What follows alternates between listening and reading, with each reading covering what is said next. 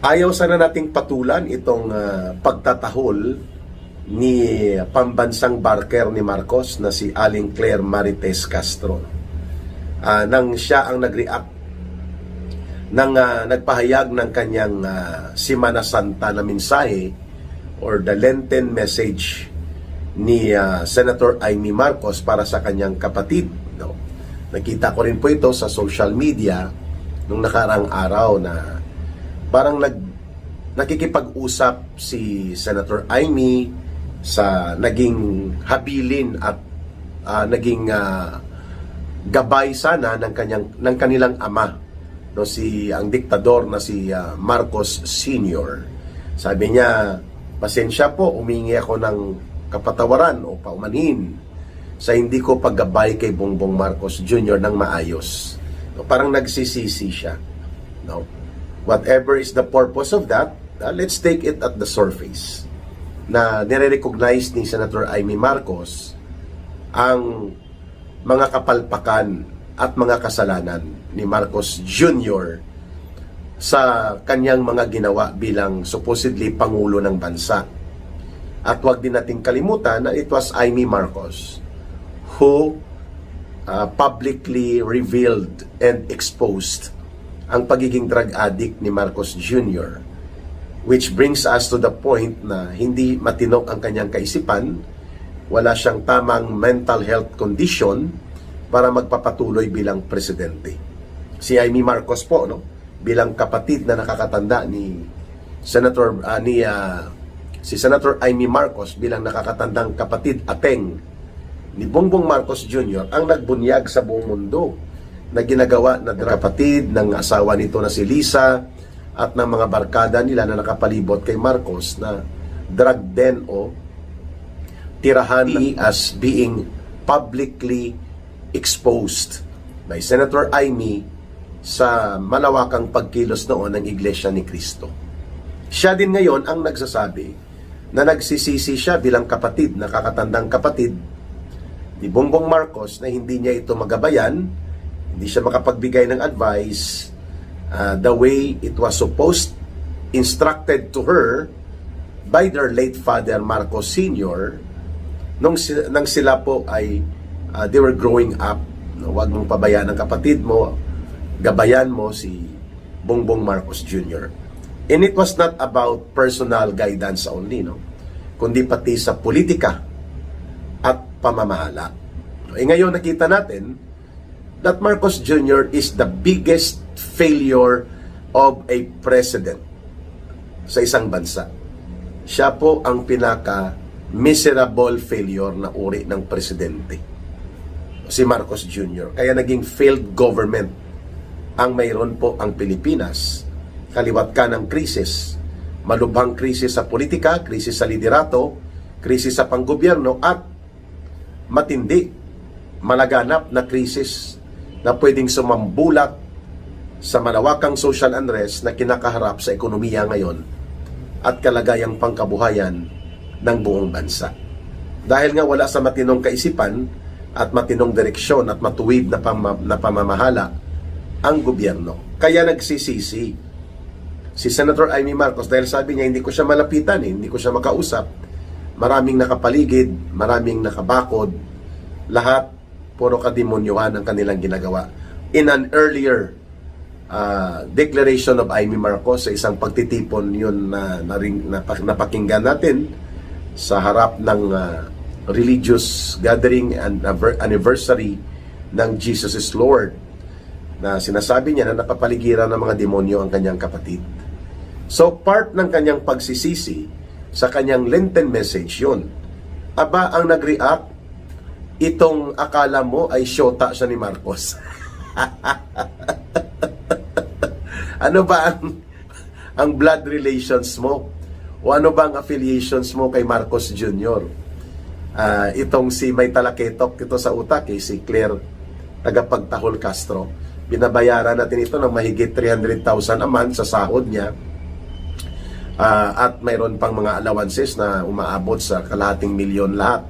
Ang kinukuha nito sa kaban ng bayan, nasasayang ito, dapat ipakain ito Ang pera na kukuha sa kanya ay pambili ng pagkain ng mga mahihirap na pamilya at subsidy sa mga tricycle driver at mga jeepney driver. No? Mantakin mo, mga 6 to 10 million siguro yan ang budget ni Claire Castro para sa kanya lang, para magtahol kay Marcos Jr. sa isang taon. Mga kababayan, hindi pa kasama siyempre yung mga diskarte dyan na style nila sa PCO, no?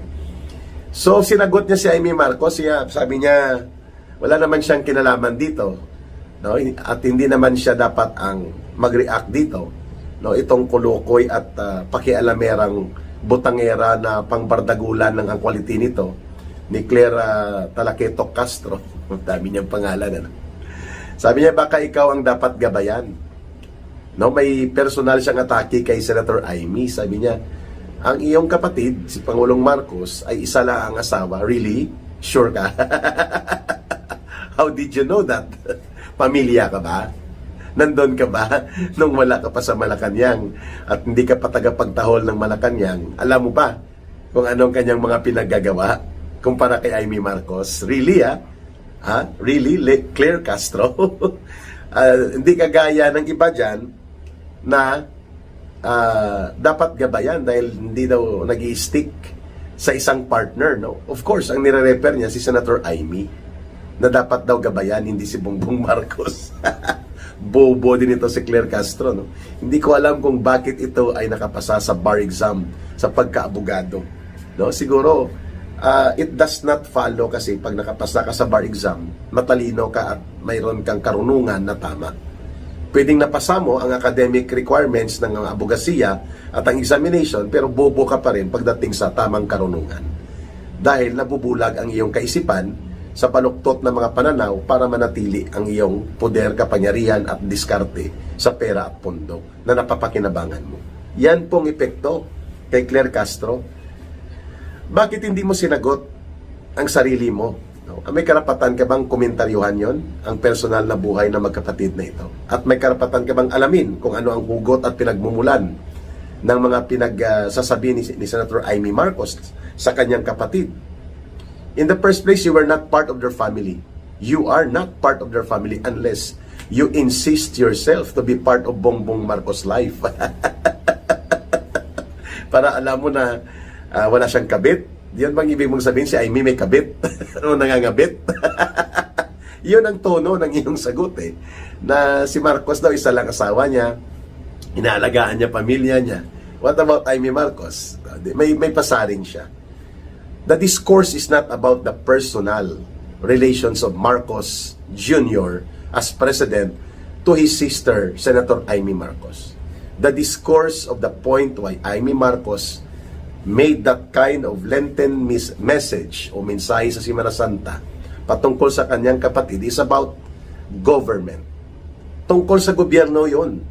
Dahil nahaharap ang buong bansa sa malala, malubha, malawak na krisis pang-ekonomiya, maruming laro sa politika ang inaatupag ng mga opisyal ng gobyerno, which brings to the accountability of Marcos how to lead correctly and properly the government. Kaya nagsisisi si Senator Amy na hindi nagagabayan ng kanyang kapatid. It's not about the personal relationship of Marcos Jr. to his sister. It's about how the sister, Senator Amy, should have told Marcos, dahil pareho silang nasa gobyerno, ng tamang direksyon, ng tamang pamumuno, ng tamang panggobyerno, para hindi nabubulok ang lipunan at sambayan ng Pilipino ay hindi naghihirap. Yan ang konteksto ng komentaryo o Lenten message ni Senator Amy sa kanyang kapatid na minasama ni Claire Castro. Lover ka ba ni Marcos Jr.? Ba't ikaw ang nagmamaktol? Ba't ikaw ang to-react? Kung makareact ka, parang lover ka ni Marcos Jr.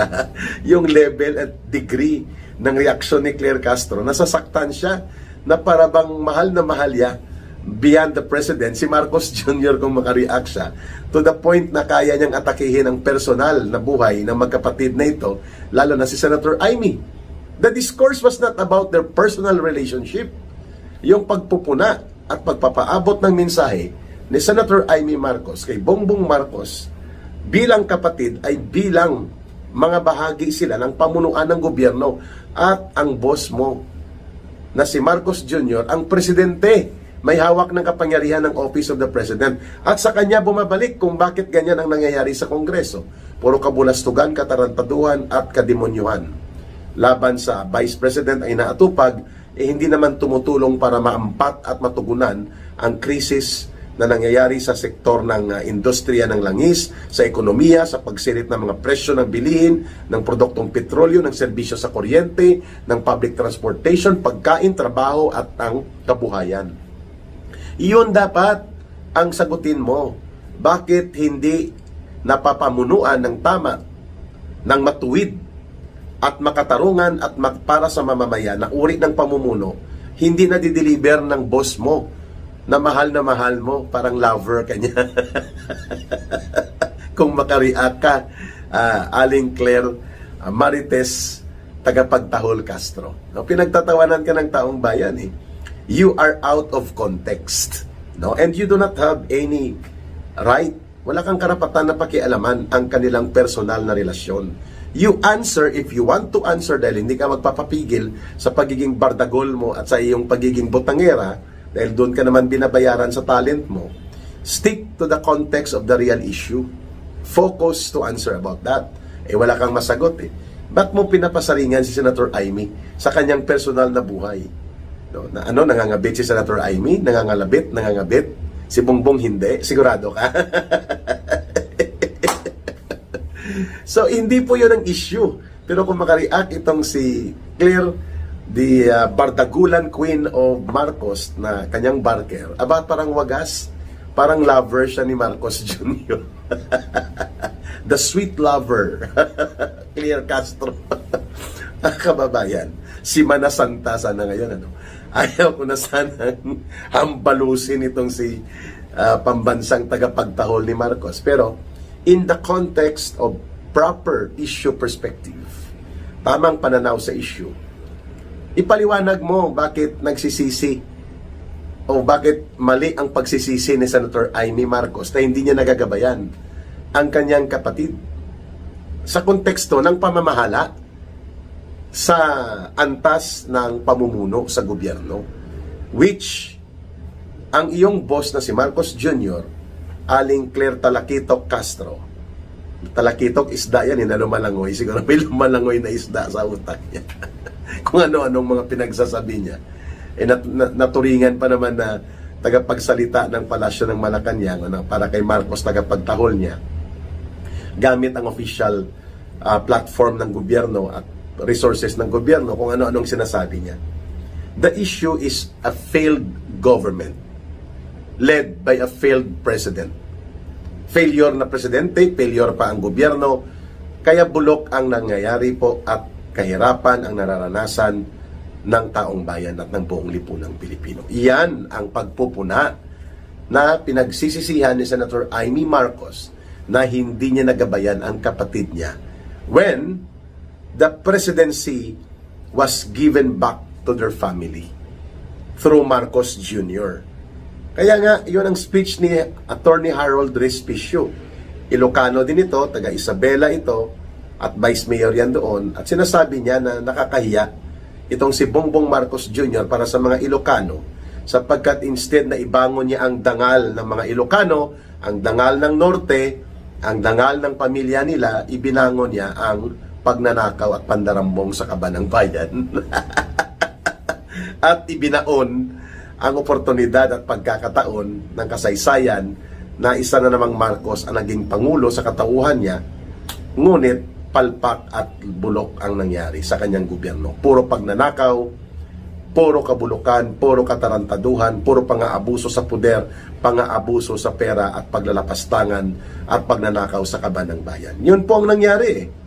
And these are hard realities. Doon nagsisisi si Senator Amy Marcos kung bakit hindi niya nagabayan ng tama ang kapatid niya, not just on the personal aspect, but more on the governance level. Yan ang hindi ina-address nitong parang lover ni Marcos kung makariak, itong si Claire Talakitok Castro, mga kababayan. So kayo na po ang umunawa that Claire Castro and Marcos deserve each other. Anong ibig sabihin po niyan?